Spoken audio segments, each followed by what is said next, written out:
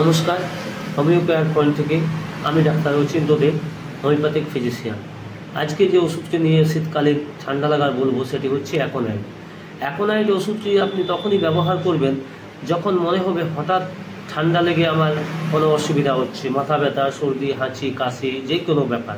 হঠাৎ হঠাৎ বলতে কীরকম, ধরুন আপনি বাইকে, বাসে, ট্রেনে কোথাও গেছেন, জানালা খোলা ছিল, ঠান্ডা বাতাস লেগে তার 1-2 ঘন্টা বা বাড়িতে এসে আপনার সঙ্গে সঙ্গে শুরু হয়ে গেছে অসুবিধা, সেই ক্ষেত্রে আপনি অ্যাকোনাইট ব্যবহার করবেন। অ্যাকোনাইট লক্ষণ কী থাকবে?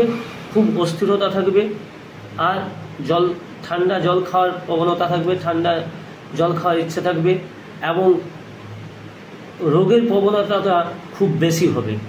এত মাথা ব্যথা যে সহ্য করা যাচ্ছে না, এত সর্দি, এত হাঁচি, আর হঠাৎ ঠান্ডা লেগেই মাথায় রাখবেন এটা হবে। সেক্ষেত্রে আপনি কি করবেন? 2 ফোঁটা 1/2 কাপ জলের সাথে 2 ঘন্টা পর পর 2 দিন খেলে আশা করি আপনার কমে যাবে। ধন্যবাদ।